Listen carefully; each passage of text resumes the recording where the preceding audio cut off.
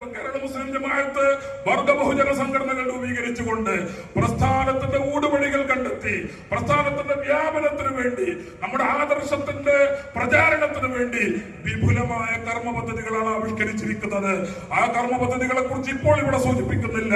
ഇൻഷാ അല്ലാഹ് ഫെബ്രുവരി 11 കടപ്പുറത്ത് വെച്ച് നടക്കുന്ന മഹാപ്രതിനിധി സമ്മേളനത്തിൽ വെച്ച് അതിന്റെ പ്രഖ്യാപനം സുൽത്താനുൽ ഉലമ നടത്താനിരിക്കുകയാണ് എന്ന കാര്യം നിങ്ങളെ സൂചിപ്പിച്ചുകൊണ്ട് ജമാഅത്തെ ഇസ്ലാമിയും അതേപോലെ വഹാബിസവും അതേപോലെ കള്ളത്വരീക്കത്തുകളും അള്ളാഹുവിന്റെ ദീനിന് നേരെ, സ്വഹാബത്ത് പ്രചരിപ്പിച്ച മതത്തിനെതിരെ, മാലിക് ബിൻ ദീനാർ പ്രചരിപ്പിച്ച മതത്തിനെതിരെ, സമസ്ത കേരള ജംഇയ്യത്തുൽ ഉലമ പ്രചരിപ്പിച്ച മതത്തിനെതിരെ ഏത് ശക്തികൾ, ഏത് ദുഷ്ടശക്തികൾ രംഗത്ത് വന്നാലും അവരെ ചെറുത്തു തോൽപ്പിക്കാൻ മാത്രം ഈ പ്രസ്ഥാനം ശക്തമാണ് എന്ന ബോധത്തോടെ അടുത്ത വർഷങ്ങളിൽ നിങ്ങൾ പ്രവർത്തിക്കണമെന്ന് ആഹ്വാനം ചെയ്തുകൊണ്ട് ഞാൻ അവസാനിപ്പിക്കുന്നു.